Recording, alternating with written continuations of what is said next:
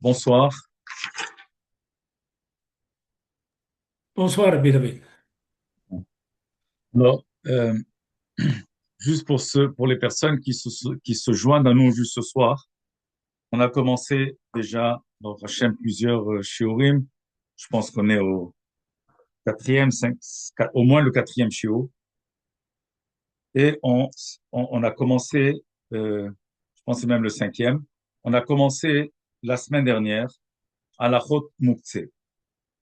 Alors, comme c'est rapporté dans le Siman Shin Het dans Shulchan Aruch 308,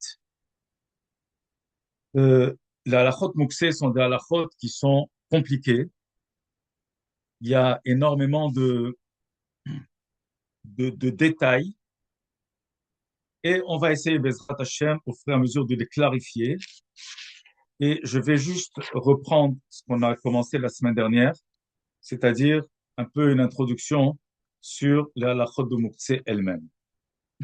Alors, définitivement, bien qu'il y a une mahloket au niveau, dans la Gemara, dans Maseret Psachim, le Rashi, on retrouve dans Betsa, dans Maseret Shabbat également, on va voir que la majorité des poskim, des rishonim et acharonim, considèrent que surtout on voit ça dans Psahim, dans la Gemara dans Psahim, considèrent que le muktzeh, c'est Issur de Rabbanan. C'est-à-dire, c'est Hachamim qui nous ont interdit de déplacer des objets. Donc, toute l'interdiction de muktzeh, c'est Issur de Rabbanan. On comprend que on ne fait pas vraiment de différence quand c'est écrit Issur de Rabbanan ou Issur d'Oraita. Ça veut dire au niveau de l'importance qu'on doit donner à l'interdiction et au respect qu'on doit donner à l'interdiction que Hachamim nous ont, aux interdictions que Hachamim nous ont imposées, aussi important que les interdictions que la Torah nous a imposées.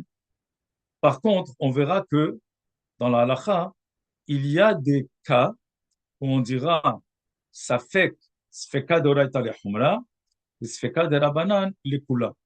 Ça veut dire que quand on a un doute sur un din qui est de la Torah, qui est de Oraïta, alors c'est sûr qu'on doit être strict et s'abstenir.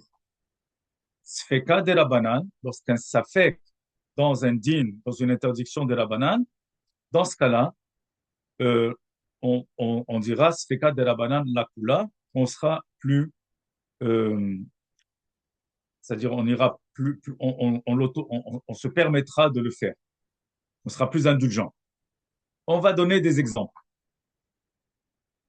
Pour l'instant, je rappelle encore ce qu'on avait commencé la dernière fois, la semaine dernière, comme il dit le Navi, quand on étudie, ça ne suffit pas de le dire une fois, mais il faut répéter au moins deux fois, trois fois, pour que ce soit bien compris et bien assimilé. Donc, euh, définitivement, comme on a dit, donc, halakha psuka, c'est-à-dire la conclusion, c'est que toute l'interdiction de Mouksé, c'est Issur de la banane, c'est Hachamim qui ont interdit le Mouksé. Quand on a un Issur de la banane, alors il y a un klal, il y a une règle où on dit En gozrim gezera al gezera. Ça veut dire une fois que Hachamim nous ont interdit quelque chose, on ne peut pas se permettre et d'aller ajouter dessus une autre interdiction. Ça veut dire En gozrim gezera al gezera. Ce que Hachamim ont interdit, ça s'appelle gezerat Hachamim, un décret de Hachamim, et on ne peut pas se permettre d'ajouter là-dessus un décret. Je vais vous donner un exemple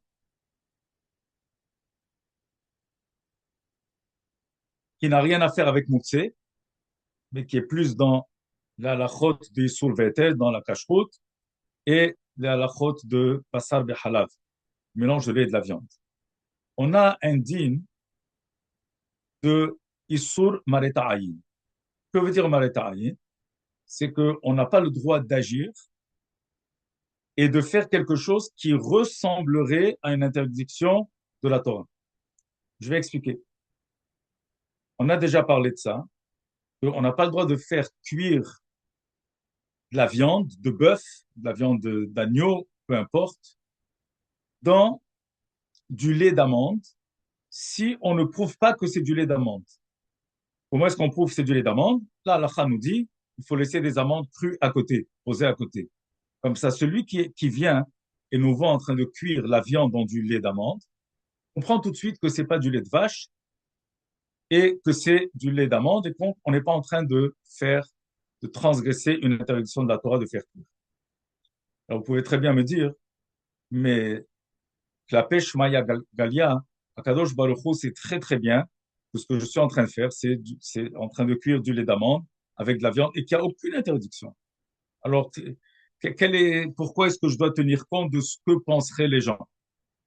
Il y a un passage qui dit, sans que c'est dans Parashat Mas'eh ou Matot ou Mas'eh, une de ces deux parashiot, Veitem Nikim et Hashem ou Israël. Ça veut dire qu'on doit vis-à-vis d'Hachem être acquitté, mais même aux yeux des hommes, aux yeux d'Israël. Toute l'interdiction de Mareta Ayin, c'est pour ne pas on m'accuse de transgresser un issur de Oraita. Beaucoup se trompent et beaucoup pensent que le Mareta Ayin, c'est seulement pour ne pas que les gens apprennent et déduisent que c'est permis. Si moi je le fais, alors c'est permis de le faire. C'est écrit clairement, En shaliach lidvar avera. Je ne peux pas dire, si lui il est en train de faire un péché, donc moi aussi je peux le faire. Il n'y a pas de shlichut dans avera. Quelqu'un ne peut pas dire, ah, c'est pour lui ou c'est lui qui m'a envoyé à faire la avera ou c'est à cause de lui. Ça n'existe pas. Donc la raison de Mareta Ayin, c'est pour ne pas en adam besim atzmo rasha ifna harim. On n'a pas le droit d'agir et de se faire démontrer comme un rachat devant les autres, aux yeux des autres. Mais ça, c'est seulement lorsqu'on est en train de faire une melacha qui ressemblerait Issur de Horaïta. Dans l'interdiction de Bassar Behalab, de mélanger le lait et la viande, et de les cuire ensemble, c'est seulement quand on parle de la viande de bétail, de bœuf, d'agneau, etc. Donc tout ce qui est menu bétail ou gros bétail, on n'a pas le droit de le cuire dans le lait, dans du halab. Hachamim, ça c'est Minatora. Hachamim nous ont interdit de cuire la volaille également dans le lait. Donc, automatiquement, cuire de la volaille dans le lait, c'est Issur de Rabbanan. C'est une interdiction de Hachamim. Donc, je n'ai pas le droit de prendre du lait et de cuire un poulet avec du beurre, avec du lait ou peu importe, avec du laitage. Mais tout le Issur est un Issur de Rabbanan. Donc, le Maret Ayin, c'est aussi des Rabbanan. Maret Ayin, c'est aussi Issur de Rabbanan. C'est Hachamim qui ont fait une gezerah que je n'ai pas le droit d'agir d'une manière que Hachem sait très bien que ce que je fais, je n'ai rien transgressé, mais les hommes pourraient déduire que je transgresse un issur de Horaïta. Ça, c'est ce qu'on appelle issur mareta ayin. Par contre, quelque chose qui ressemble à un issur de Rabbanan, il n'y a pas d'interdiction de mareta ayin. Si je veux faire cuire de, de la viande de bœuf, d'agneau dans du lait d'amande, il suffit de laisser des amandes crues posées à côté. Ou alors aujourd'hui, on peut laisser tout simplement le contenant où c'est écrit lait d'amande. C'est pareil. Mais si je veux faire cuire du poulet dans du lait d'amande, je n'ai pas besoin de me prouver et je n'ai pas besoin de poser des amandes à côté ou de laisser le contenant à côté. Si je veux, je peux le faire. Mais je n'ai pas besoin. C'est pas obligatoire de le faire du tout. Pourquoi? Parce que le maret ayin est déjà, pas, plutôt, l'interdiction de cuire le lait, de cuire la volaille dans du lait, c'est une interdiction de la banane. L'interdiction de maret ayin est aussi de la banane. Donc c'est ce qu'on dit en gozrim gezera al gezera.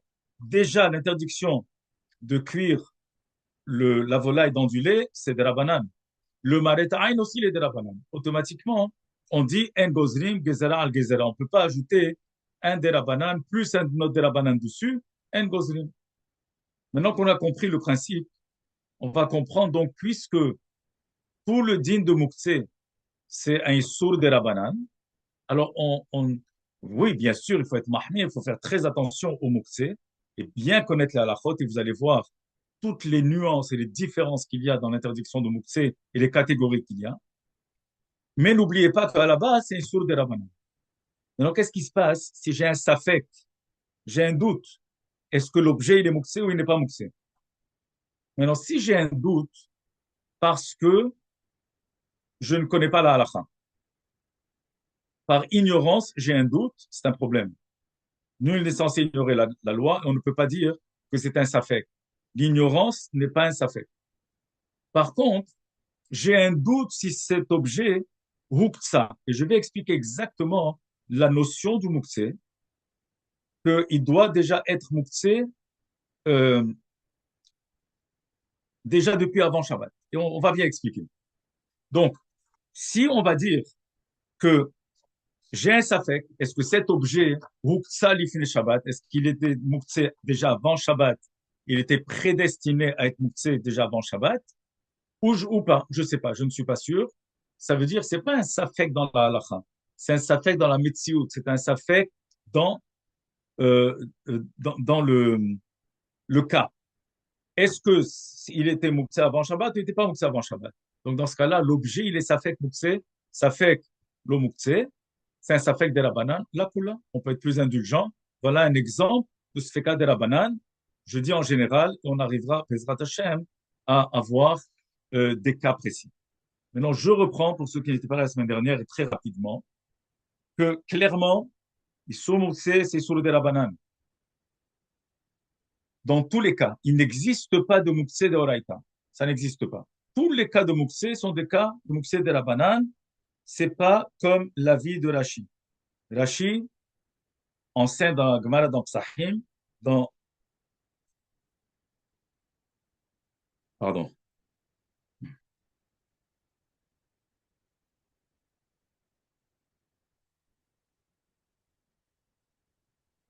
ou dans Betsa, là-bas, Rashi, il enseigne exactement que le Mukse, lui, considère que c'est d'Oraita, mais c'est pas comme ça qu'on est possèque. Comme j'ai expliqué, on est possède, et on le détruit aussi de Psahim, on est possède que le Mukse, la conclusion finale, c'est de la banane. Et on va relire très rapidement le Rambam qu'on a fait la semaine dernière. On va le faire très rapidement pour comprendre la notion de Mukse. Maintenant, Rambam, dans le Perek Chav Dalet, dans le Perek 24 de la Chot Shabbat, dans la Halacha 12, il dit comme ça: Asru Hachamim, letaltel Mukse Dvarim Beshabbat, keder shose bachol. Alors, il faut comprendre une chose, c'est qu'il est très important. Shelo yu maasecha beshabbat ke maasecha shebechol. Que on ne peut pas agir de la même manière comme on agit en semaine, on ne peut pas agir Shabbat. Plus que ça. Euh, la même chose, les Nevi'im, ils ont ajouté, ils ont dit, Shelo yeh iluchacha beshabbat iluchacha bechol. Même notre démarche, on l'avait dit la semaine dernière, même notre démarche ne doit pas être la même. La démarche, la manière comment est-ce qu'on marche en semaine et comment est-ce qu'on marche Shabbat. Comme on a dit, Shabbat, par exemple, on n'a pas le droit de courir ou de marcher très vite, sauf l'idvar mitzvah. C'est pour autre chose, pour une autre raison. Sauf pour une mitzvah. En semaine, il n'y a aucune restriction. On peut marcher vite, doucement, comme on a envie. Shabbat, mais dafka, on doit marcher doucement, plus lentement. Sauf si c'est l'idvar mitzvah. C'est pour ça que c'est écrit dans Shulchan Aruch, quand on va à la synagogue, on va vite. Quand on quitte la synagogue, il faut ralentir le pas. La même chose. Sheloye diburcha, kedibur shel hol. Diburcha be Shabbat. Lorsqu'on parle Shabbat, d'accord? Notre manière de parler ne doit pas être la même que notre manière de parler en semaine. C'est ce qu'on appelle soit de mille et des alma, les choses de tous les jours, soit dibur hol be Shabbat, on parle des choses qui sont profanes Shabbat. Également, Hachamim nous ont mis en garde là-dessus. Et en fin de compte, on arrive pour le mikvé, pour le mukse. Alors il dit comme ça: pourquoi est-ce que Hachamim nous ont interdit de déplacer des objets Shabbat? Et là, comme j'ai expliqué, quand on dit déplacer des objets, ce n'est pas du tout lié avec la Hotsa'a. La Hotsa'a, c'est une autre interdiction qui est transporter des objets ou autre chose dans le domaine public, dans les Reshut Arabim ou dans Carmélite. Les Reshut Arabim, c'est vraiment les Reshut qui est Issour d'Oraïta, qui est considéré Reshut Arabim d'Oraïta. Le Carmélite, c'est celui qui est entre les deux. C'est pas notre sujet aujourd'hui. Mais ça n'a rien à voir avec la haute. C'est même à l'intérieur de la maison, dans la même chambre, on ne peut pas déplacer ces objets. Sauf, bien sûr, on verra dans quel cas, et on verra également les différentes catégories de Mouktsé. Alors, pourquoi?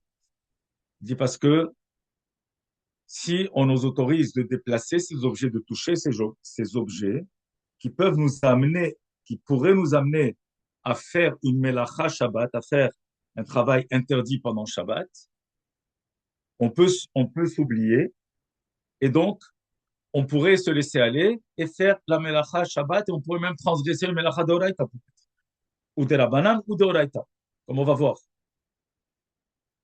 Donc, le déplacement de ces objets pourrait nous amener à faire une melacha. Et si ça, donc, c'est ça ce qu'il dit. C'est ce qu'il dit à Rambam. ואם יהיה מותר להלך ולדבר ולטלטל כשאר הימים, נמצא שלא שבת שביתה הניכרת. Et donc, si ça aurait été permis de déplacer ces objets, ou de parler comme on parle dans la semaine, ou de faire ce qu'on a l'habitude de faire en semaine, automatiquement, on ne remarquera pas qu'on fait Shabbat. On ne remarquera pas. Ça, c'est ce que Rambam nous dit. Maintenant, on va voir que le Mouktsé, c'est, comme on a dit, il y a des catégories de Mouktsé. Je vais très rapidement repasser dessus.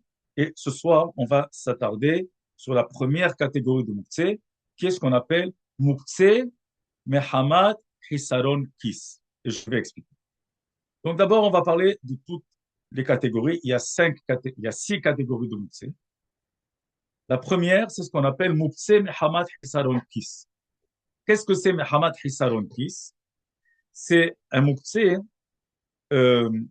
qui sont des objets parce qu'on veut, c'est-à-dire ils deviennent mouktsé parce qu'on veut éviter une perte d'argent ou alors on veut éviter d'abîmer ces objets, cet objet. On va donner des exemples. Ça s'appelle Mehamad Hisaron Kis. Hisaron Kis, ça veut dire une perte d'argent ou abîmer, c'est pareil. Même si je ne perds pas de l'argent directement, mais indirectement. C'est ce qu'on appelle mouktsé Mehamad Hisaron Kis.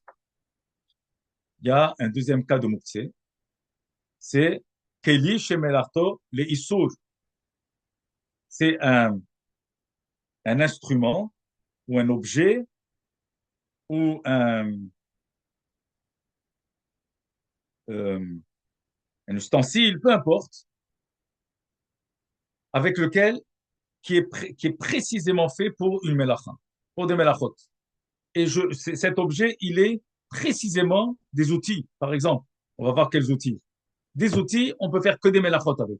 On peut rien faire d'autre à part une melacha interdite Shabbat. Ça s'appelle Keli Shemelarto le Issour. Automatiquement, ce Keli, cet objet, il sera interdit d'être déplacé. Ça, c'est deuxième catégorie. Troisième catégorie, Mouktsé Mehamad Goufo. C'est quoi Mouktsé Mehamad Goufo? C'est Mouktsé parce que je ne peux rien faire avec. Un exemple, quelque chose que je ne peux rien faire du tout avec, c'est comme des os, par exemple, qui n'ont pas de moelle, qui sont secs complètement. Ils sont même pas mangeables par un chien. Donc, ça s'appelle Mehamad Goufo. On verra des autres exemples beaucoup plus pratiques. Ça, c'est la troisième catégorie. Quatrième catégorie, Bassis le davar ha'asur. Que veut dire Bassis le davar ha'asur? C'est un objet qui est mouktsé et que je pose sur un objet qui n'est pas mouktsé. Automatiquement, cet objet qui est en dessous, qui est le support, va être la base davar ha'asur. Je vais donner un exemple. Et le mouktsé, Bassis et davar ha'asur, il devient mouktsé le Shabbat au complet. Par exemple, je prends un candélabre le chandelier sur lequel j'allumais Nerot Shabbat. Automatiquement, ce chandelier qui a été utilisé pour allumer Nerot Shabbat avant Shabbat, il est mouktsé, même quand les bougies se sont éteintes. Quand les bougies sont allumées, bien sûr que c'est mouktsé, kol sheken c'est mouktsé, même une fois que les bougies sont éteintes, tout le restant du Shabbat, mouksa. Ça n'existe pas que quelque chose soit mouxé la moitié du Shabbat et l'autre moitié devienne non mouxé ou vice-versa. C'est impossible que ça devienne mouxé pendant Shabbat. Maintenant, ce chandelier, je l'ai posé sur une table. Automatiquement, cette table devient bassis et davara assour et je ne peux pas transporter la table. Je vais aller plus loin. Même une fois que les bougies sont éteintes, le chandelier il est mouxé et là-bas, et la table sur laquelle les chandeliers sont posés, la table aussi elle est mouxée tout le Shabbat jusqu'à la fin du Shabbat. Maintenant, qu'est-ce qui arrive? Quelqu'un vient chez moi à la maison et par erreur a déplacé le chandelier. Un goy, une bonne, elle vient, elle veut nettoyer. Et elle a déplacé le chandelier. Ça veut dire que le chandelier n'est plus posé sur la table. La table reste quand même mouxée. La table reste quand même bassis et davar sourd jusqu'à Motsai Shabbat. Comment je fais pour éviter? Bon, en vérité, ça c'est plus dans le din de Bassi Davalasso, mais quand même, on va dire rapidement. On donnera d'autres exemples quand on arrivera à parler de cette quatrième catégorie, c'est juste pour que vous compreniez le principe. Il faudrait, avant Shabbat, que la table soit Bassi et Davar Mutar, Vegan Bassi et Davar Asou. Avant Shabbat, je pose quelque chose de Hashuv, d'important, sur cette table qui n'est pas mouxée, que j'ai besoin. Par exemple, et vous le verrez, quand on allume les Nerot Shabbat sur la table, c'est la meilleure des choses à faire, ou si on veut éviter tout ça, on met une petite table de côté dans la salle à manger, parce que pendant qu'il douche, il faut voir les Nerot qui sont allumés pendant le repas. Je prends une petite table, je la mets de côté. Et cette table, elle sera toujours passis davara assour. Mais si je veux utiliser la table sur laquelle je vais manger, alors avant Shabbat, je pose mon chandelier, je pose mes Nerot, et je devrais également poser davar hashuv. Qu'est-ce qu'on appelle davar hashuv? Je pose des halot. Les halot, c'est hashuv. C'est important. Ah, c'est pas important dans la valeur. Les halot, ça coûte peut-être 10 dollars. Le chandelier, s'il est en argent, il coûte au-delà de 1000 dollars. Donc, on parle pas de hashuv dans la valeur monétaire, mais hashuv de ce que je vais utiliser maintenant. Pour moi, c'est aussi important, Nerot Shabbat, que le motzi, que les halot que je vais poser à table. Donc, automatiquement, je pose mes halot, je pose le chandelier, la table devient bassis, les davar, hamoutar, le bassis, davar, assour, et c'est le moutard qui prend le dessus. Ce qui veut dire, une fois que j'ai fini de manger, j'ai enlevé les halot de la table, le chandelier s'est éteint, qu'est-ce qui me reste sur la table? Le chandelier. Mais puisqu'à la base, la table, elle était aussi bassis, davar, hamoutar, même si maintenant, il n'y a plus de halot, je peux quand même déplacer cette table. Donc ça, c'est le principe, ce qu'on appelle bassis et davaras. Maintenant, il y a un autre din, mukse mehamat mitzvah. Ça, c'est la cinquième catégorie. Que veut dire mukse mehamat mitzvah? Par exemple, un chauffard. Un chauffard, c'est mitzvah ta'aseh. D'oraita, d'utiliser le chauffard. Lorsque Rosh Hashanah tombe un Shabbat, et le chauffard, c'est hefet shel mitzvah. Le chauffard, c'est un objet de culte. Il est mukse. Pendant Shabbat, il est mukse. Lulav et trog, ils sont mukse pendant Shabbat. À tel point que, pas à cause du Moukse, mais à cause de Otsa'a, Hachamim ont mis de côté la mitzvah de chauffard pendant Shabbat, lorsque Rosh Hashanah tombe, le premier jour tombe un Shabbat, ou même Lulav et Etrog lorsque le premier jour de Sukkot tombe un Shabbat ou Shabbat Cholamot. Donc c'est ce qu'on appelle Moukse, le Hamat Mitzvah.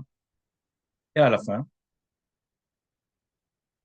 la sixième catégorie, c'est ce qu'on appelle Moukse Mehamat Shaya Mehubat ou Mehussar Tseda Beben Hashem Hashut. Il y a des dynimes différents. Qu'est-ce que c'est Mehubat ou Mehussar Tseda? Une pomme qui est encore accrochée à l'arbre. Une pomme qui est accrochée à l'arbre. Quelqu'un est venu pendant Shabbat, il a coupé cette pomme. S'il a fait Ben Hashmashot, c'est un safek. Donc, comme on a dit, puisque le mukse c'est sfeka de la banane, et que Ben Hashmashot, entre la shkia et cet akochavim, c'est safek yom, safek laila. Donc, on rentre dans un safek. Puisque safek est un safek de la banane, ça va être permis. Si quelqu'un est venu à couper une pomme, un goy, il a cueilli une pomme Ben Hashmashot, on peut l'utiliser pendant Shabbat et elle n'a pas le din de mukse. Mais s'il a coupé la pomme en plein Shabbat, après Tzeta Kochavim, là, il n'y a aucun safek, c'est Shabbat, on n'aura pas le droit d'utiliser cette pomme. Pourquoi ça s'appelle Mehussar Maaseh? C'est-à-dire, pour pouvoir utiliser, il y a un acte qu'il faut faire, il faut couper, il faut l'accueillir. Donc voilà, ça c'est l'exemple de Mukse Mehamat, ou tout simplement Mehamat Shaya Mehubar, et donc Haseh Mehussar Maaseh. On a cité les 6 catégories de Mukse. Maintenant, on revient à la première. Mukse Mehamat Hisaron Kis. Alors, on va voir des exemples de Mukse Mehamat Hisaron Kis. Et on va voir que le Hisaron Kis n'est pas quelque chose qu'on appelle Davar Hashave Lechol Nefesh. Ça veut dire que c'est pas obligatoirement quelque chose que, ça veut dire, c'est pas universellement Mukse. Ça peut être Mukse pour une personne et pas Mukse pour une autre personne. Et on va expliquer. Surtout quand on parle de Mehamat Hisaron Kis. Donc, lorsqu'on dit, euh, je vais reprendre le principe, comme on a dit, le principe de Mukse. Je cherche les mots bien en français, comme ça on ne se trompe pas.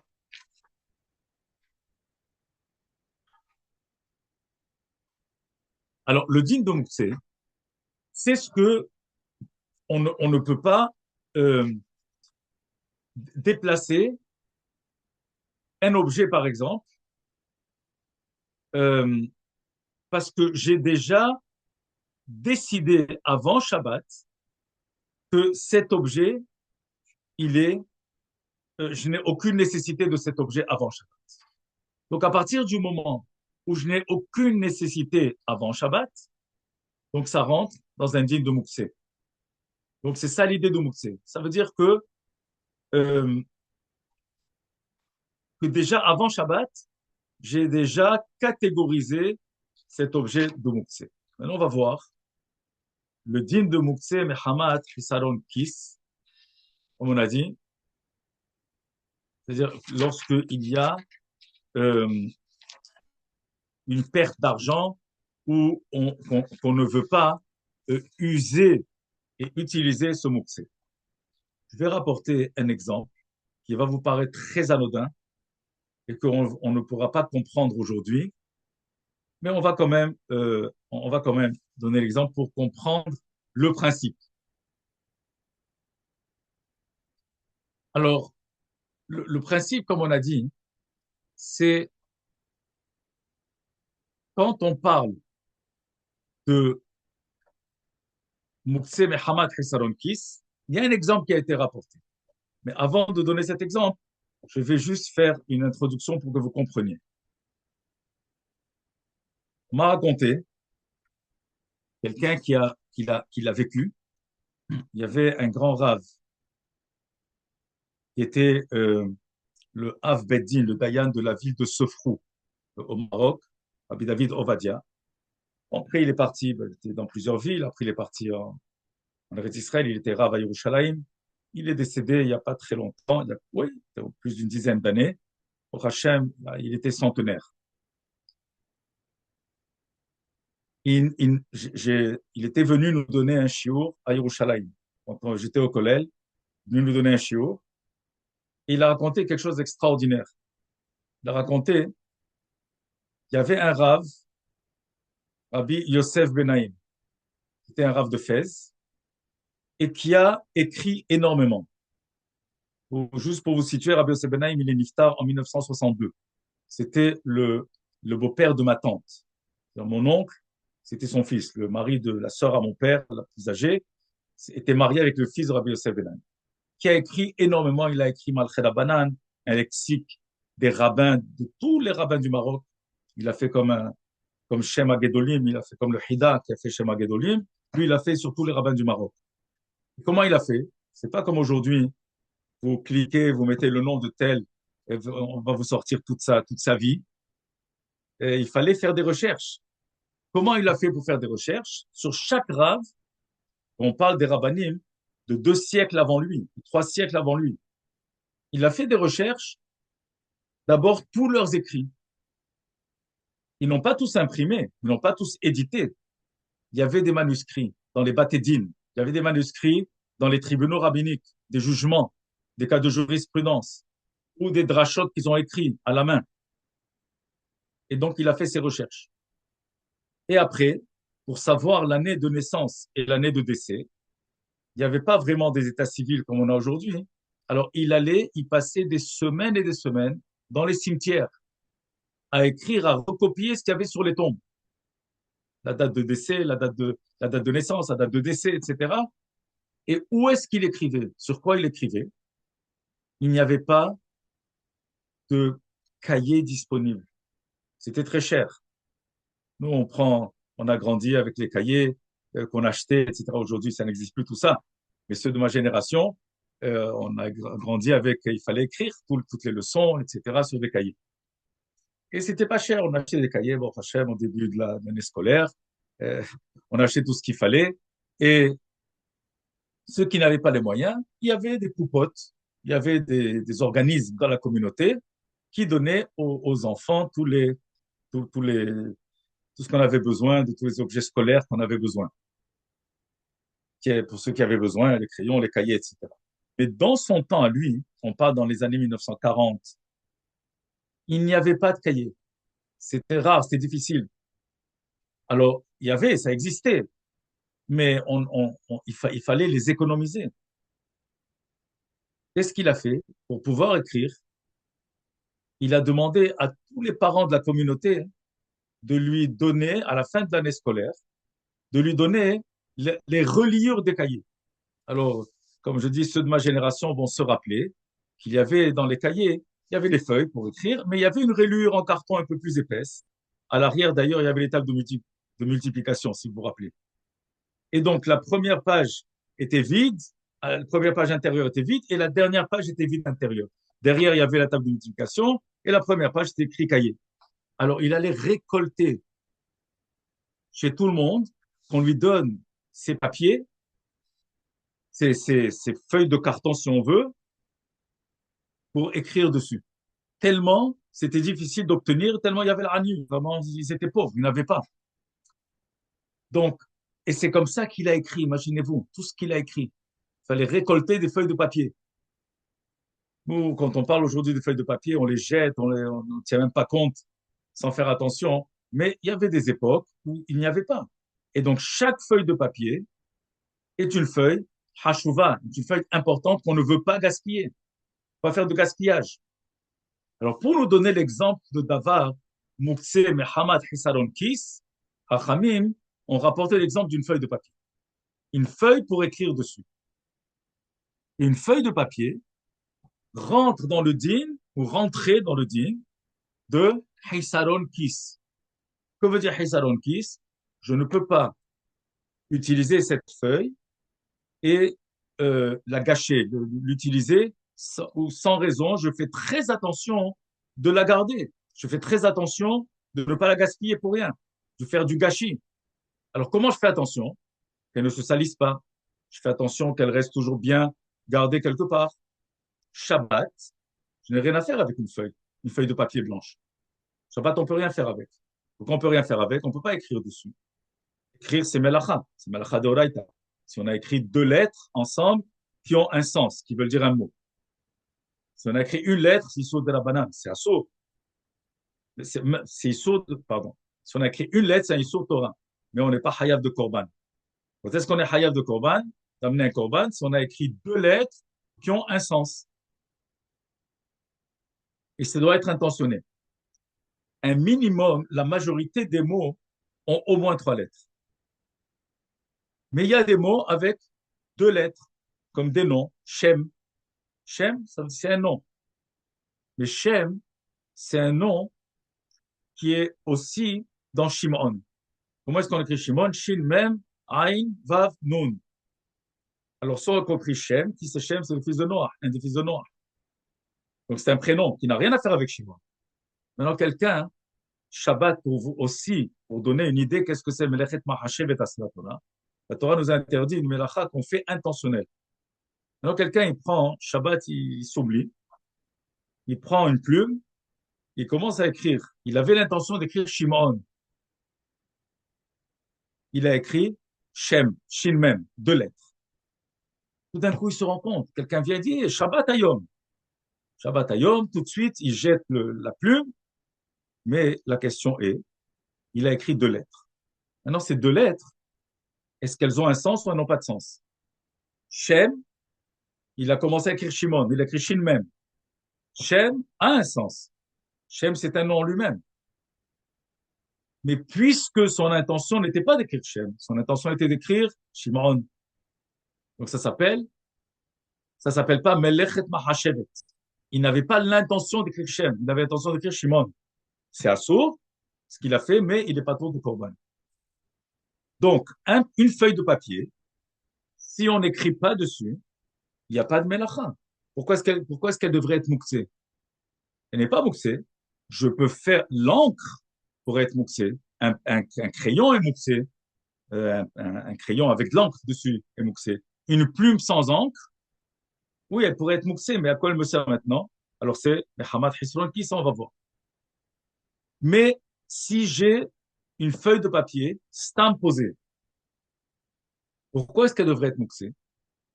Elle est mouxée parce qu'elle rentre dans la catégorie de Hisaron Kis. Que veut dire Hisaron Kis? C'est quelque chose que je ne veux pas utiliser en vain. C'est quelque chose que je ne veux pas gâcher et je dois le préserver. Donc, dès que c'est quelque chose que je ne peux pas utiliser Shabbat et que je dois préserver pour ne pas la gâcher, ça devient Mukse Mehamad Hisaron Kis. Ça devient Mukse parce que je veux la garder, je ne veux pas la gâcher. Donc, voilà le principe de Mukse Mehamad Hisaron Kis. Aujourd'hui, est-ce qu'une feuille de papier est Mukse? Est-ce qu'aujourd'hui, une feuille de papier, elle rentre dans Mehamad Hisaron Kis, rentre dans la catégorie de gâchis. Alors, ça va dépendre pour qui. Aujourd'hui, vous avez les enfants qui viennent à la maison. Ces enfants, ils viennent. Ils vous disent, ah, ils veulent jouer, donne-moi, pas Shabbat, bien sûr. Donne-moi du papier. Donne-moi une feuille de papier. Est-ce que vous sortez les feuilles, vous avez, là, il y en aura 4, 5 enfants à la maison, les petits, ils veulent jouer. Est-ce que vous allez compter une, deux, trois, quatre, cinq? On prend un paquet de papier, on leur donne. Donc aujourd'hui, le papier n'est plus quelque chose qui est tellement hachouf, tellement important.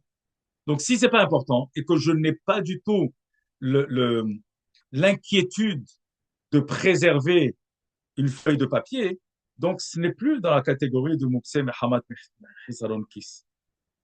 Mais si quelqu'un, donc ça c'est pour celui qui s'en fout, celui ça ne le dérange pas, qui gaspille 10 feuilles, qui gaspille 3 feuilles, qui gaspille un paquet de feuilles, je sais pas, 100 feuilles, ça coûte, je sais pas combien ça coûte, quelques dollars, alors c'est pas grave, on n'est pas après ça. Mais si quelqu'un, il a 10 feuilles de papier à la maison, et il sait qu'il en a besoin après Shabbat, et qu'il n'a pas le temps après Shabbat d'aller acheter du papier, parce que ça va fermer, ça va être fermé. Il n'a pas à aller acheter du papier, et il les garde. Il fait attention de ne pas les gaspiller, parce que demain, il n'a pas où aller acheter. S'il a où aller acheter, que ça ne le dérange pas, c'est pas Moukse Mohamed Hassan Kis. Mais si maintenant, à ce moment, il n'a pas où aller les acheter, il sait que Moussa et Shabbat, il ne peut pas aller les acheter, et il en a besoin, il a besoin de 3 feuilles, de une feuille, cette feuille devient Moukse Mehamad Hisaron Kis. Et automatiquement, ça devient Moukse. Il ne peut pas la déplacer Shabbat. Un autre exemple a été donné. Alors, il y a une mahloket entre les poskim aharonim. Quand je dis aharonim, c'est les contemporains, hein, qui disent que aujourd'hui, en vérité, une feuille de papier, des feuilles de papier sur quoi on écrit, ce n'est pas Moukse Mehamad Hisaron Kis. À moins que j'ai des feuilles de papier que j'utilise pour écrire, mais que j'utilise pour autre chose aussi, Shabbat. Donc, qu'est-ce que je peux faire avec une feuille de papier, autre que écrire? Je sais pas, je veux emballer quelque chose, emballer un verre, emballer quelque chose, d'une manière permise Shabbat. Automatiquement, cette feuille de papier, elle n'est plus moussée du tout, parce que je peux l'utiliser pour autre chose aussi, que je pourrais utiliser Shabbat. Mais si je veux l'utiliser que pour écrire dessus, ou pour dessiner dessus, que je ne peux pas faire Shabbat, ça devient moussé. Est-ce que il y a Hisaron Kis? Ça va dépendre de moi. Si moi, je suis, pour moi, je considère que c'est Hisaron Kis et que je veux faire très attention de ne pas faire de gâchis, alors ça devient Mouktsé. Si c'est quelqu'un qui ne, pour lui, ça ne fait pas de différence, 10 feuilles de papier, 20 feuilles de papier, ça ne le dérange pas. Donc pour lui, c'est pas Mouktsé, mais Hamad Hisaron Kis. Donc on voit que le din de Mouktsé, de Hamad Hisaron Kis, ça va dépendre de la situation, il va dépendre de la personne. Dans les Aharonim, dans Shmirat Shabbat Keilchata, c'est un sefer qui rapporte beaucoup de la du Shabbat et c'est basé sur les psakim du Rav Shlomo Zalman Auerbach, qui était un grand possédé à Yerushalayim. On voit qu'il y a beaucoup de psakim du Rav Ovadia aussi, et il considère que la feuille de papier, puisqu'à la base elle était mouxée, mais Hamad Hisaron Kis, alors on ne fait pas de différence, et cette feuille de papier elle sera toujours mouxée. Les autres Aharonim, comme le Rav Ovadia Yosef et d'autres, ils disent que non. On va d'après la situation.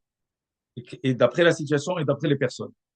Donc, si c'est, comme on a dit, quelqu'un à qui ça ne dérange pas du tout et qui n'est pas après quelques sous de quelques feuilles, alors la feuille de papier n'est pas moussée. Si c'est quelqu'un, pas moussé pendant Shabbat, si c'est quelqu'un qui, oui, et après cela, et qu'il a absolument besoin d'émosser Shabbat et qui sait qu'il n'aura pas d'autre, et qui va faire très attention de ne pas les gâcher, alors c'est sûr que ça devient moussé, mais Hamad Hisaron Kis. Alors voilà déjà le principe de Muktzeh et Hamad Hisaron Kis. On va voir d'autres exemples. Qu'est-ce qu'on peut donner comme exemple de Hamad Hisaron Kis? Ça a été rapporté. Sakin Shel Shehita. Un couteau de Shehita. Un couteau de Shehita, on l'utilise que pour la Shehita. On l'utilise pas pour autre chose. Un couteau régulier de cuisine, je n'ai pas peur de l'user. J'utilise Shabbat, j'utilise en semaine. Je sais qu'à un certain moment, peut-être, il faudra l'aiguiser un peu plus. C'est pas grave, j'ai l'habitude de le faire. Donc, c'est quelque chose que je peux utiliser et j'en ai besoin Shabbat. Un couteau de shechita, normalement, il est destiné que à la shechita. Pas parce qu'il est kadosh. Parce qu'un couteau de shechita, d'abord, il coûte très cher. On va pas s'amuser à couper des légumes avec ou couper autre chose avec. Et qu'il est très difficile à aiguiser. Les shohatim passent des heures et des heures à aiguiser un couteau de shechita. Vous pouvez demander aux shohatim, ils vont vous dire, demandez à Abraham, mon fils, il va vous dire combien de temps il passe sur ces couteaux de shechita. Ça peut être des heures. Et si c'est un couteau qui est tout neuf, alors il faut complètement le monter, complètement. Il faut affiner les côtés, etc. Donc c'est très délicat. Une fois que le couteau de shechita a été monté et qu'il est caché, comme on dit, had halak, il est tranchant et il est lisse complètement, le shochet, il le garde comme un bijou. Parce qu'il a mis des heures dessus, de travail. Donc il va pas s'amuser à utiliser ce couteau pour autre chose. Il va pas s'amuser pendant Shabbat à prendre ce couteau et couper du pain, couper des légumes avec. Donc, le couteau de shechita, il rentre dans la catégorie Mukse Mehamad Hisaron Kis. Pourquoi? Oui, je pourrais l'utiliser pour autre chose, mais jamais je vais utiliser un couteau de shechita pour autre chose parce que j'en ai besoin pour la shechita. Donc, ça rentre dans le din Mukse Mehamad Hisaron Kis. Alors, tout d'un coup, en plein Shabbat, j'ai besoin de couper quelque chose, mais je n'utilise jamais mon couteau de shechita. C'est sûr que je n'ai pas le droit d'utiliser parce que je fais attention de ne pas l'user. Sakin Shel Mila.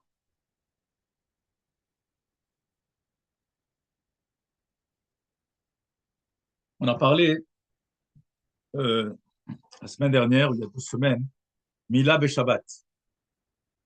Alors c'est clair que c'est permis, c'est une mitzvah même, de faire une Mila Shabbat. de faire une mila, même à Yom Kippour, avec bien sûr toutes les conditions qu'il y a autour. Maintenant, on a un couteau de mila. Le couteau de mila, il a exactement le même statut que le couteau de shehita. Il faut faire attention, c'est plus encore. Parce qu'un couteau de mila, on fait attention de le garder stérile. Le couteau de shehita, il doit être caché, il doit être aiguisé. Il n'a pas besoin d'être stérile. Le couteau de mila, on fait très attention. On les stérilise, on les garde de côté. Donc, je ne vais pas m'amuser à utiliser un couteau de mila pour aller couper un fruit. Je peux couper, ça tranche. Mais je veux pas le gaspiller pour ça. Je veux pas utiliser le couteau de mila pour autre chose. Donc, un Shabbat où je n'ai pas de brit mila, et mes couteaux sont de côté, sont posés de côté, ils sont mouktsé. Mouktsé mehamat hisaron kis. Voilà, ça rentre exactement dans la catégorie de mouktsé mehamat hisaron kis. Mouktsé, parce que je ne veux pas le gaspiller. Je dois le préserver. Je dois le préserver en bon état, je dois le préserver stérile. Donc, je fais très attention. Maintenant, Shabbat, où il y a une brit mila. Shabbat, où il y a une brit mila. Donc, je sais à l'avance que j'ai une mila. Si je sais que j'ai une mila, automatiquement, ce couteau, il n'est pas mouxé. Pourquoi il n'est pas mouxé? Parce que je vais l'utiliser pour la mila. Donc, c'est permis de le déplacer. Lorsque j'ai une brit mila Shabbat, je dépose les affaires avant Shabbat. Et si c'est un endroit où il y a un hérouf, c'est permis de transporter. Bon, en général, les Moalim, ils préfèrent toujours déposer avant Shabbat et ne pas transporter. Mais s'ils ont besoin et qu'il y a un hérouf, ils vont transporter. Il n'y a pas de problème. C'est un hérouf sur lequel ils sont sans prime, ils vont transporter. Il y a pas de problème de déplacer le couteau de Mila. Il n'est pas mouxé. Pourquoi? Parce que lo salim lacha, ça veut dire j'ai besoin de faire la mitzvah avec, j'ai besoin de l'utiliser Shabbat. Alors ce Shabbat-là, le Shabbat où il y a une Brit Mila, il n'est pas mouxé depuis le début du Shabbat jusqu'à la fin du Shabbat. Ah, peut-être je pourrais dire que à partir, tant que je n'ai pas fait la Mila et que j'ai besoin de le déplacer pour préparer mes affaires, j'ai déposé mes affaires à la maison de la Brit Mila, j'arrive, je les prends, je prépare mes affaires, je place le couteau. Il n'est pas mixé. Mais une fois que j'ai fait la Mila, hein, est-ce que ce couteau ne devient pas mouxé? Je n'ai plus besoin j'ai plus besoin du couteau. J'ai fini la Brit Mila. Qu'est-ce qu'on a expliqué? On a expliqué que le mouxé ne peut pas être mouxé la moitié du Shabbat. C'est où il est mouxé tout le Shabbat, ou il est autorisé tout le Shabbat. Donc, une fois que j'ai fini la Mila et que j'ai posé le couteau n'est pas mouxé. Vehar Aya est la preuve. Je m'excuse d'être graphique, mais c'est pour vraiment donner un exemple. Le Mohel a coupé. Il a utilisé pour couper. Il a coupé. Et après, il s'est rendu compte qu'il n'a pas fait la prière. Alors, j'explique que la Mila se fait en plusieurs étapes. Il y a deux étapes. La Mila ou Fri'a. Donc, il faut couper la Orla, le prépuce. Et ensuite, il y a une deuxième peau, une deuxième muqueuse très fine qu'il faut aussi couper. Dans le Moël, il a fait la Mila, il a coupé, il a posé le couteau et il essaye de faire la plia. Il n'arrive pas, il réussit pas. La peau est très dure. Il n'arrive pas. Alors, il y a des Moalim, qu'est-ce qu'ils font? Ils réutilisent le couteau. Ils reprennent le couteau pour couper sur les côtés. Tailler un peu sur les côtés parce qu'il n'arrive pas différemment. Alors voilà, bien qu'il a posé le couteau, donc dans son esprit, il avait fini. Alors on pourrait dire, puisqu'il a fini, il a rendu Mouksé. Il ne le rend pas Mouksé. Pourquoi il n'a pas rendu Mouksé? Parce que puisqu'il était autorisé pendant le Shabbat, alors au milieu de Shabbat, il ne devient pas Mouksé. C'est ou tout le Shabbat ou pas du tout. Il y a un autre din par rapport au couteau de Mila, c'est qu'on ne veut pas le laisser non plus. Imaginez-vous, on fait une Brit Mila et on pose tout tel que.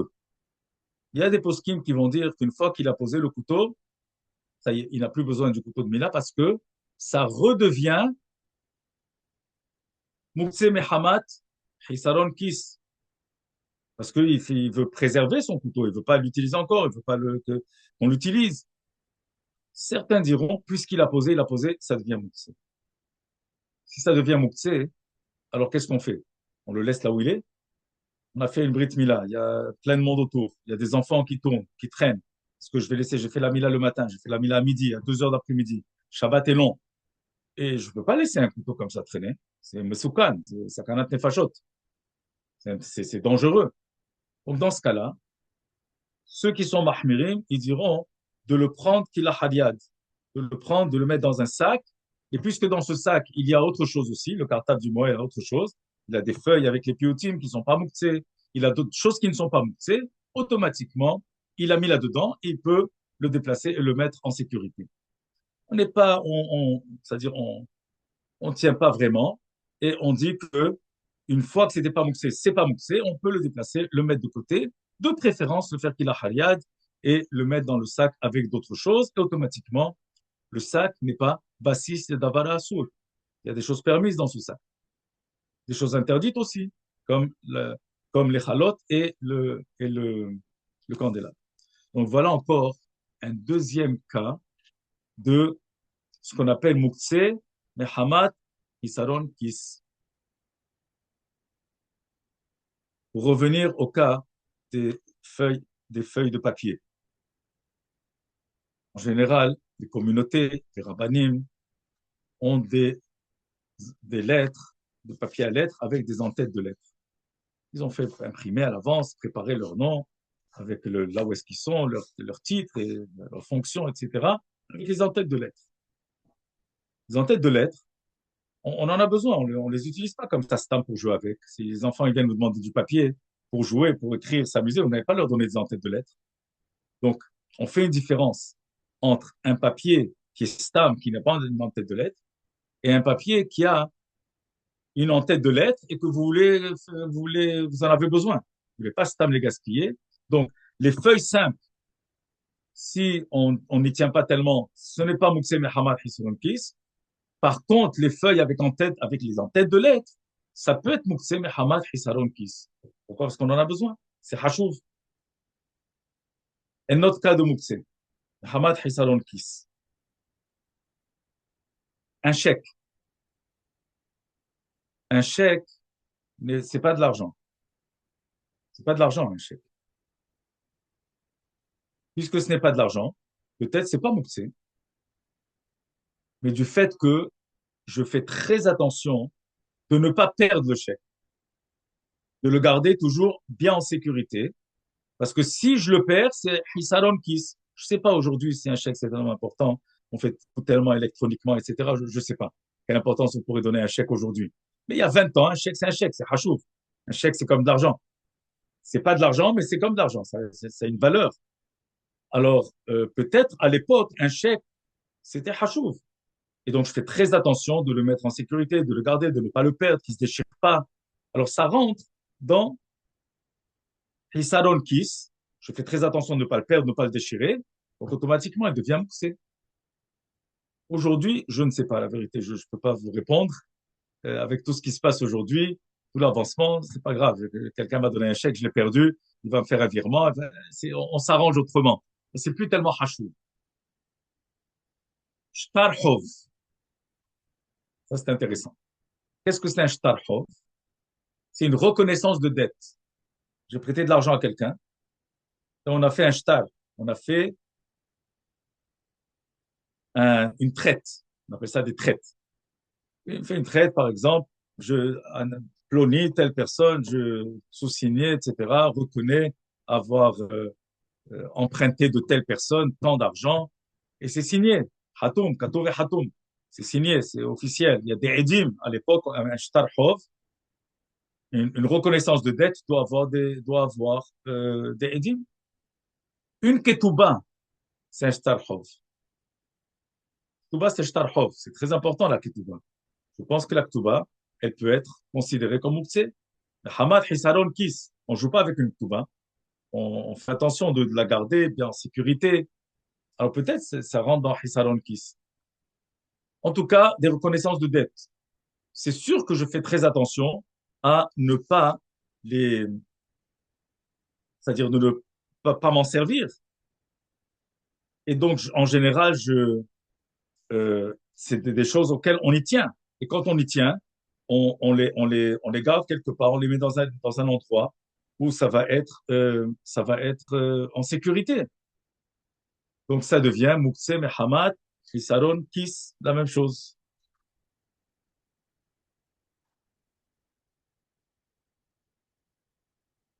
Un dîne intéressant. On a des bijoux à la maison. Une femme a des bijoux, un homme a des bijoux.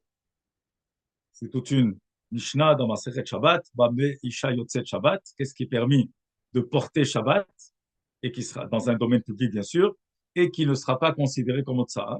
Tant que ça fait partie de l'habillement et de l'ornement, ça fait partie des bijoux, donc c'est pas Otsa'a.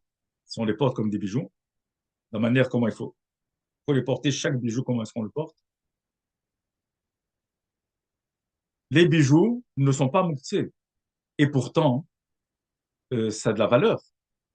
Il y a hisaron kis, j'ai peur de les perdre, j'ai peur qu'on me les vole, mais je les porte. Donc le fait que je porte le bijou, même si avant Shabbat, je n'avais pas l'intention de porter tel bijou, j'avais l'intention de porter tel bracelet, pas tel bracelet, de porter tel bracelet, pas le collier. Mais après, en plein milieu de Shabbat, j'ai décidé que j'ai changé d'avis. Alors, les bijoux ne sont pas Mufse Mehamad Hisaron Kis parce que je peux les porter. Je peux décider lequel je porte. Par contre, un bijoutier, un bijoutier qui a à la maison un stock de bijoux, pas pour que sa femme les utilise et les porte. S'il dit à sa femme, voilà, j'ai un stock de bijoux, mets ce que tu veux et repose. Automatiquement, il n'y a pas de Mukse Mehamad Hisaron Kis parce qu'il a autorisé sa femme ou sa fille ou peu importe à les utiliser et les remettre. Mais si c'est quelqu'un qui a un stock de bijoux qui n'est pas du tout voué à être porté, uniquement pour le commerce, pour le vendre, dans ce cas-là, et bien sûr, il fait très attention. Il fait attention de bien le garder, de le mettre en sécurité. Automatiquement, ces bijoux deviennent mukse, mais hamad hisaron kis. Ça devient shora, ça devient une marchandise. Et cette marchandise, puisqu'il y tient, automatiquement, ça devient mukse. Perot ha'omdim lishora. Un fermier, un, quelqu'un qui a des fruits, qui a une récolte de fruits. Et cette récolte de fruits, il l'a gardée dans une grange, dans un endroit précis. Ces fruits-là, à filo omdim lishora, enamukse. Ces fruits, même si, ou ces légumes, si c'est mangeable tel quel. Bon, si c'est pas mangeable tel quel, c'est une autre histoire. Mais si c'est mangeable tel quel comme des fruits, et je vais donner des exemples différents, c'est pas mukse. Ah, avant Shabbat, il n'avait pas l'intention de manger.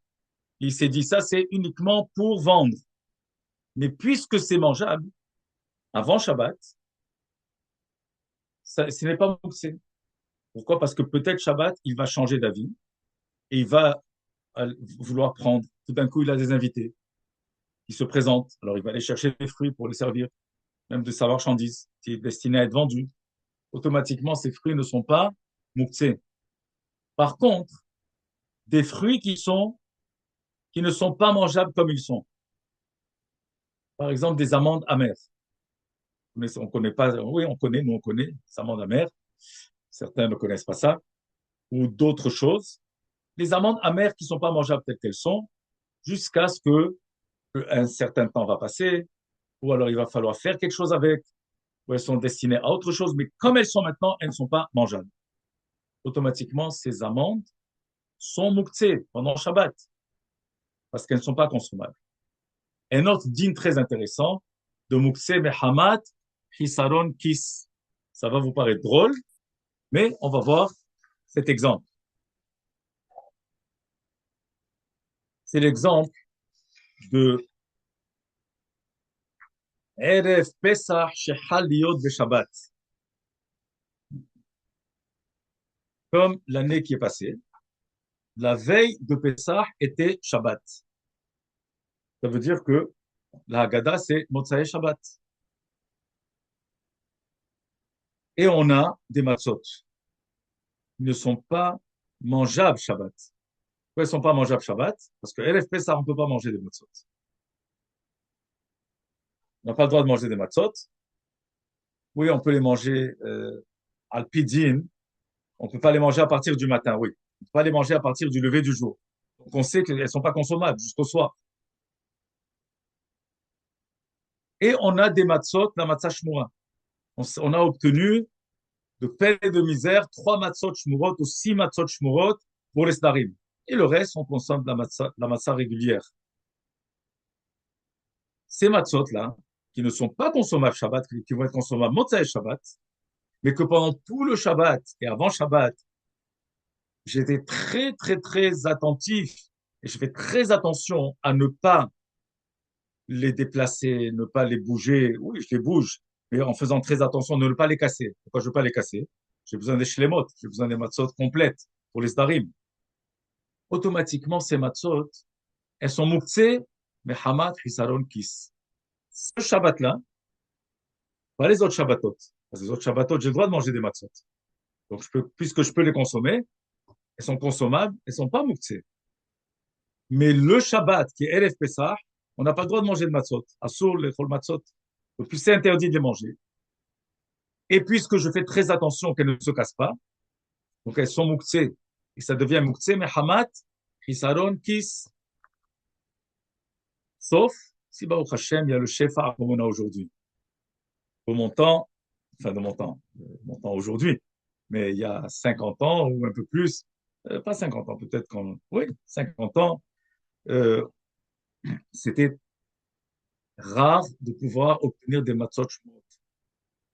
Rare. On s'arrangeait pour avoir des matzot shmurot pour les starim. On n'avait pas pour toute la fête. Il va avoir des matzot shmurot pour la fête, à part ceux qui faisaient comme ça à la maison, mais on n'avait pas.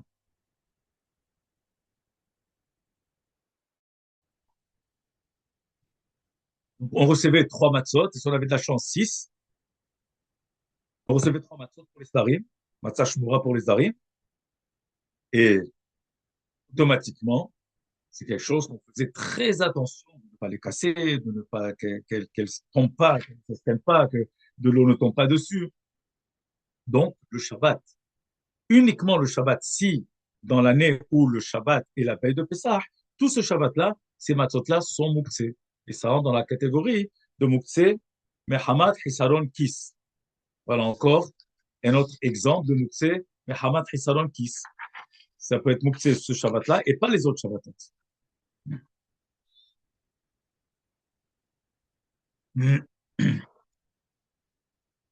Un autre cas qui peut être considéré également mouktsé, c'est par exemple une enveloppe timbrée. Une enveloppe, stam, une enveloppe. Je crois qu'aujourd'hui, les enveloppes, elles rentrent dans la catégorie de, euh, comme les feuilles de papier. La vérité, c'est pas cher, c'est pas grand-chose. On utilise des enveloppes qu'on déchire, qu'on jette. C'est pas, on n'est pas à quelques enveloppes près. Vous avez par exemple des organismes, des synagogues qui ont des enveloppes pré-payées, qui ont déjà payé à l'avance. Chaque enveloppe, elle coûte.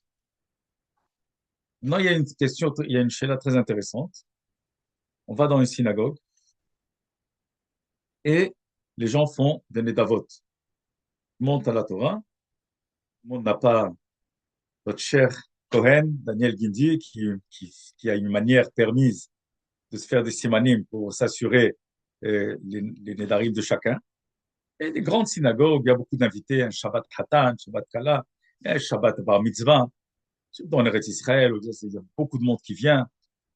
Et les gens montent au Sefer Torah, ils achètent des mitzvot, et après, ils disparaissent de la circulation. Et ils n'ont même pas parce qu'ils ne veulent pas payer, mais ils n'y pensent plus. Ils n'ont pas l'adresse de la synagogue. Ils savent pas où renvoyer l'argent, n'importe quoi, ils sont d'une autre ville. Et bon, celui qui fait très attention, c'est sûr que quelqu'un qui est motsé, c'est Fatav Yeshalem, motsé c'est Fatav Yarasé, tout de suite quelqu'un qui est motsé, quelqu'un qui s'engage, un neder, il ne faut pas jouer avec. Mais il y a qui oublie. Alors pour ne pas que les gens oublient, qu'est-ce qu'il fait le responsable de la synagogue? Il passe autour, et tous ceux qui ont fait des Nedarim, en plein Shabbat, il leur donne une enveloppe prépayée avec l'adresse de la synagogue. Ou même si elle n'est pas prépayée, même s'il faut mettre un timbre. Cette enveloppe, peut-être, puisqu'elle est déjà imprimée avec l'adresse de la synagogue, peut-être ça rentre comme dans la catégorie des en-têtes de lettres. C'est hachouv, mais on ne veut pas quand même rater. Alors, si le gaba, il va pas donner ses enveloppes aux gens, ils vont rater, c'est-à-dire les gens vont oublier, ils ne sauront pas envoyer les neder qu'ils sont engagés de faire. Alors, qu'est-ce qu'on conseille? Il y a un risque que ces enveloppes soient mukse mehamat hisaron kis. Parce que on veut pas les gaspiller comme ça n'importe comment. Alors, les rabbinim ont donné un pitaron, comme on dit un pitaron, une possibilité une solution. La solution, c'est de donner cette enveloppe et avant Shabbat de les préparer, ces enveloppes. Et de mettre dans l'enveloppe une feuille avec un Dvar Torah, par exemple. Avec des brachot, avec un Dvar Torah. Une feuille de papier. Comme ça, l'enveloppe, elle n'est pas moutsée. Parce qu'on a mis quelque chose qui est utilisable Shabbat. On a mis un Dvar Torah dedans. Donc, puisque elle n'est pas seulement Mehamat Hisaron Kis, on peut l'utiliser aussi pour un Dvar Torah qu'on peut utiliser Shabbat. La personne peut lire Shabbat. Automatiquement, on peut donner ces enveloppes comme ça, là où il y a un Hérouv. Il n'y a pas de Hérouv. C'est à assourd de donner ces enveloppes. C'est d'Ifne Ivel Otitel Mirchol. On encourage les gens à la mettre dans la poche et à porter dans un endroit où c'est interdit. Là, c'est un problème. Mais on parle dans le cas où il y a un Hérouv et que, alors voilà, un autre cas de Moukse Mehamat Hisaron Kis. Il pourrait être il pourrait être rentré dans cette catégorie. Et une dernière chose, des cadres. On a par exemple des cadres à la maison, des photos sont accrochées. Et il y a un invité qui vient à la maison. Et le cadre, il est accroché un peu, il y a des photos, c'est accroché un petit peu haut. Il n'arrive pas à tellement voir, il ne voit pas très bien. La question, elle est-ce que ce cadre-là, cette photo, elle rentre dans la catégorie de c'est Hamad Hisaron Kis. Ça veut dire que je ne veux pas que ce cadre, on l'abîme ou pas. Alors, si c'est un cadre qui ne peut pas s'abîmer de toute façon, qu'est-ce que c'est une photo? Une photo, c'est pas, ça ne s'abîme pas une photo si on fait attention. Alors, ça va être permis de la décrocher du mur, de l'approcher à la personne, de lui donner pour qu'il la voie, et la raccrocher encore, la remettre. On ne va pas ajouter un clou. Le clou, il est déjà posé là-bas. On ne fait que réutiliser le clou qui est là-bas. Donc, voilà vraiment des exemples de Mukse Mehamat Hisaron Kis. Il y a un dîne intéressant. Quelqu'un m'a posé la question, il n'y a pas si longtemps.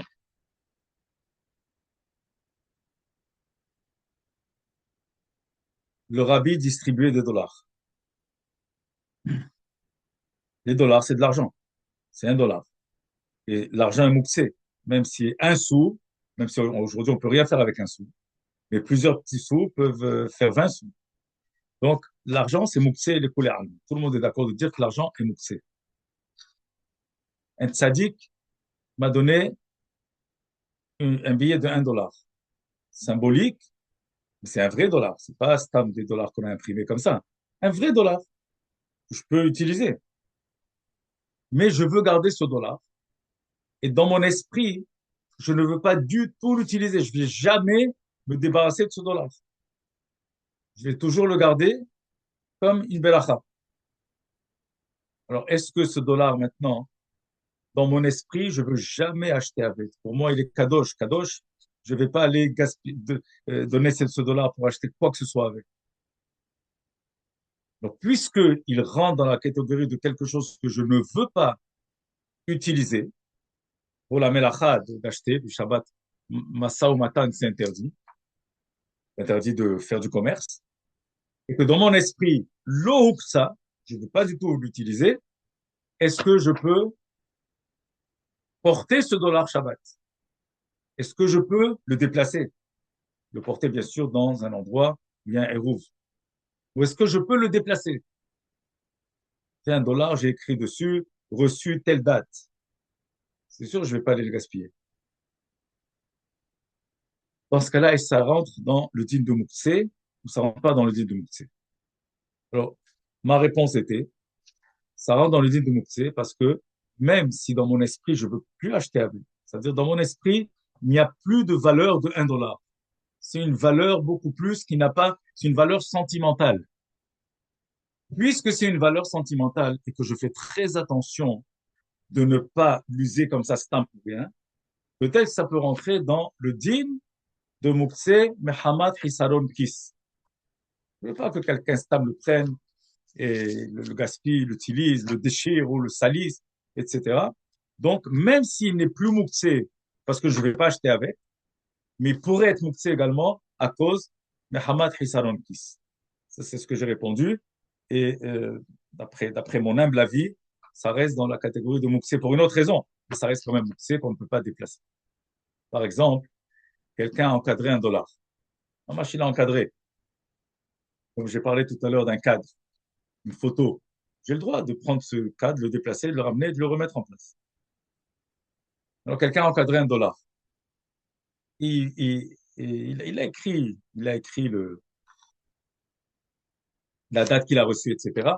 Et il y a un invité qui lui a dit, ah, s'il te plaît, montre-moi ce dollar. Il a encadré. Alors, c'est sûr qu'on ne peut pas l'utiliser, on ne peut pas acheter avec. Mais d'après moi, ça rentre dans le din de Mukse Mehamad Hisaron Kis. Parce qu'on ne veut pas, en aucun cas, on le met en sécurité, on fait attention. Maintenant, si on l'a exposé, peut-être que le fait de l'avoir exposé le sort de la catégorie de Mukse Mehamad Hisaron Kis, parce que si je voulais vraiment, vraiment faire attention, je ne l'aurais pas exposé. Je le garde quelque part en sécurité, c'est tout.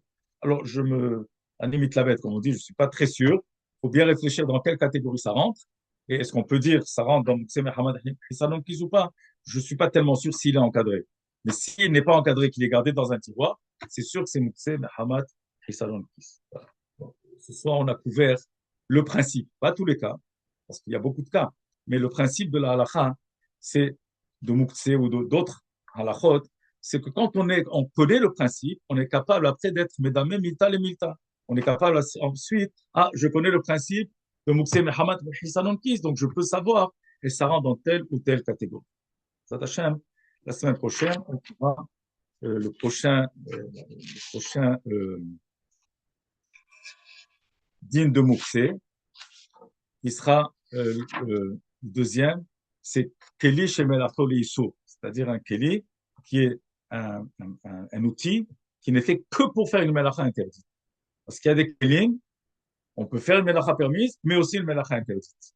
Alors on verra dans quelle catégorie ça va rentrer, qu'est-ce qui sera permis ou pas. Et on peut prendre quelques minutes sur le sujet de ce soir de Mukse Mehamad Hisaron Kis. Et s'il y a des questions, je pourrai répondre aux questions.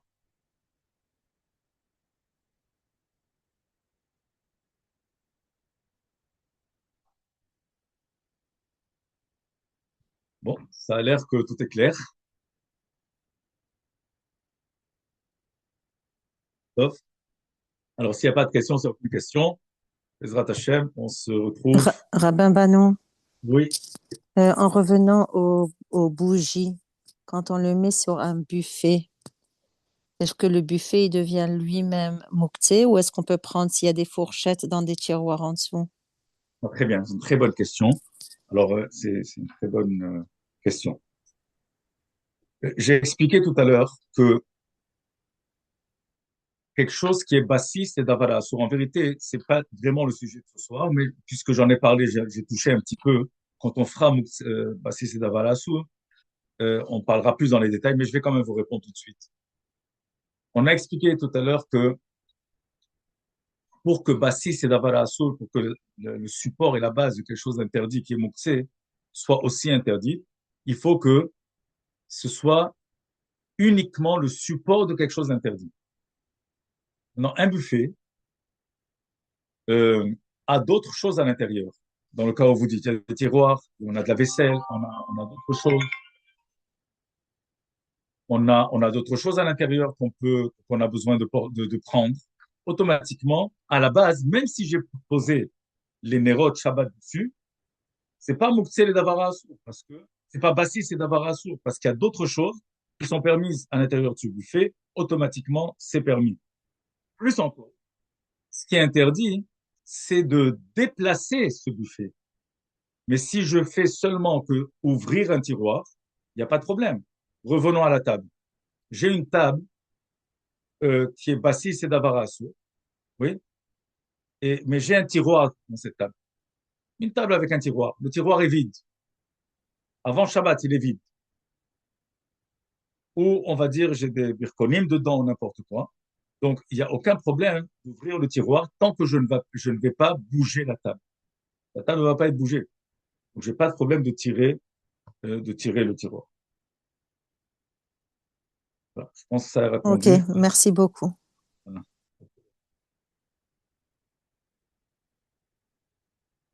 C'est encore une question? Bon, s'il n'y a pas de question, bonne soirée à tout le monde et Bezrat Hashem, on se retrouvera pour le chiot lundi. Merci, bonne soirée. Laila Tov, David.